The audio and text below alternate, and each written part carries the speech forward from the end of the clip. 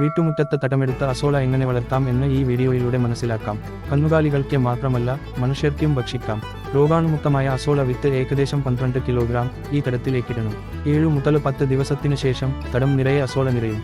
ഏകദേശം 12 kilogram azolla ദിവസവും ഇത്തരമൊരു തടത്തിൽ നിന്ന് വിളവെടുക്കാം. വളരെ പോഷകഗുണമുള്ളതും വില കുറഞ്ഞതുമായ ജൈവകാലിത്തീറ്റയാണ് അസോള. കന്നുകാലികൾക്കും കോഴികൾക്കും പന്നികൾക്കും മത്സ്യങ്ങൾക്കും ആട്ടിനും മുയലിനുമെല്ലാം ആഹാരമായി ഉപയോഗിക്കുന്നതാണ് അസോള. ഇതുമാത്രമല്ല അസോളയുടെ ഉപയോഗം ഉപ്പേരിയും തോരനും സൂപ്പും കട്ടിട്ടും ഉണ്ടാക്കാനുള്ള ഘടകവും കൂടിയാണിത്. ഉയർന്ന പ്രോട്ടീൻ അളവും അത്യാവശ്യമായ iron, calcium, magnesium, phosphorus, copper, manganese എന്നിവയും അസോളയിൽ അടങ്ങിയിട്ടുണ്ട്. വിറ്റാമിൻ എ, B12, പ്രോബയോട്ടിക്കുകൾ, ബയോപോളിമറുകൾ, കരോട്ടിൻ എന്നിവയും ഇതിലുണ്ട്. അസോള ഭക്ഷണമാക്കിയാൽ പശുക്കളിൽ 5 മുതൽ 20% വരെ പാലുത്പാദനം വർദ്ധിച്ചതായി കാണുന്നു. ഇത് എങ്ങനെ വളർത്താം എന്ന് നമുക്ക് നോക്കാം. ആദ്യമായി വെള്ളം കെട്ടിനിർത്താൻ പറ്റുന്ന സംവിധാനം ഉണ്ടാക്കണം. മണ്ണിൽ 2x1 സ്ക്വയർ മീറ്റർ നീളവും 20 സെമീ ആഴവുമുള്ള ഒരു കുഴി അല്ലെങ്കിൽ തടം തയ്യാറാക്കണം. പ്ലാസ്റ്റിക് ചാക്ക് കൊണ്ട് ഈ തടത്തിന്റെ ഉൾവശം മൂടിയാലും മരങ്ങളുടെ വേരുകൾ വളരുന്നത് തടയാനും മണ്ണിലെ താപനില നിയന്ത്രിക്കാനും കഴിയും. സിൽപോളിന്റെ പ്ലാസ്റ്റിക് ഷീറ്റ് ഈ ചാക്കിന് മുകളിലിടണം. 10 മുതൽ 15 കിലോഗ്രാം വരെ മണ്ണ് ഈ പ്ലാസ്റ്റിക് ഷീറ്റിന് മുകളിലിടണം. ഒരേ നിരപ്പിലായിരിക്കണം മണ്ണ് ഇടേണ്ടത്.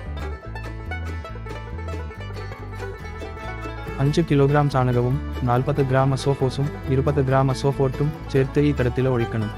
കൂടുതൽ വെള്ളം ഒഴിച്ച് അളവ് ഏകദേശം 8 സെന്റിമീറ്റർ ഉയർത്തിക്കൊണ്ടുവരണം. രോഗാണുമുക്തമായ അസോള വിത്ത് ഏകദേശം 12 കിലോഗ്രാം ഈ തടത്തിലേക്കിടണം. 7 മുതൽ 10 ദിവസത്തിന് ശേഷം തടം നിറയെ അസോള നിറയും. ഏകദേശം 12 കിലോഗ്രാം അസോള ദിവസവും ഇത്തരമൊരു തടത്തിൽ നിന്ന് വിളവെടുക്കാം. പെട്ടെന്ന് വളരാനായി ആഴ്ചയിലൊരിക്കൽ 2 ലിറ്റർ വെള്ളത്തിൽ 2 കിലോഗ്രാം ചാണകവും 25 ഗ്രാം അസോഫോസും 20 ഗ്രാം അസോഫോർട്ടും കലക്കി ഒഴിക്കാം. ഇനി നമുക്ക് ഇത് നന്നായി വളരാൻ ശ്രദ്ധിക്കേണ്ട കാര്യങ്ങളെക്കുറിച്ച് പ്രതിപാദിക്കാം. 1. താപനില 25 ഡിഗ്രി സെൽഷ്യസിൽ താഴെ നിലനിർത്തണം. 2. pH മൂല്യം 5.5-നും 7-നും ഇടയിൽ നിലനിർത്തണം. 3. കീടനാശിനികളുടെയും കുമിൾനാശിനികളുടെയും സഹായത്തോടെ വിത്തുകൾ സംരക്ഷിക്കണം. 4. കന്നുകാലികൾക്ക് നൽകുന്നതിന് മുമ്പായി അസോള നന്നായി കഴുകിയെടുക്കണം. 5. കീടനാശിനികൾ ഉപയോഗിച്ച ബയോമാസ് കന്നുകാലികൾക്ക് ഭക്ഷണമായി നൽകരുത്. ഇനി അസോളയുടെ പ്രത്യേകതകൾ എന്തൊക്കെയാണെന്ന് നോക്കാം. നൈട്രജൻ വാതകത്തെ അന്തരീക്ഷത്തിൽ നിന്നും സ്വീകരിച്ച് പ്രോട്ടീൻ തന്മാത്രകളാക്കി മാറ്റാനുള്ള കഴിവുള്ളതാണ് അസോള എന്നറിയപ്പെടുന്ന പായലുകൾ. അനാബിന എന്ന നീലഹരിത നിറത്തിലുള്ള പായലുമായി യോജിച്ചാണ് ഇത് വളരുന്നത്. നന്നായി വളരാൻ സൂര്യപ്രകാശം ആവശ്യമാണ്. എന്നാൽ കടുത്ത ചൂട് നിന്നല്ല. തെങ്ങോല കൊണ്ട് അസോളയുടെ തടത്തിന് മുകളിൽ തണൽ നൽകാനുള്ള സംവിധാനം ഉണ്ടാക്കാം. കുഴിയിലെ വെള്ളത്തിന്റെ നിരപ്പ് കുറയുന്നതിനനുസരിച്ച് വെള്ളം നിറയ്ക്കണം. 10 സെമീറ്ററിൽ കുറയാത്ത വെള്ളം ആവശ്യമാണ്. 3 മാസം കൂടുമ്പോൾ വെള്ളം മുഴുവനായും മാറ്റി നിറയ്ക്കണം. ഒച്ചിന്റെ ശല്യമുണ്ടെങ്കിൽ ചതുരശ്ര മീറ്ററിൽ 500 ഗ്രാം ഉപ്പ് വിതറിയാലും മതി.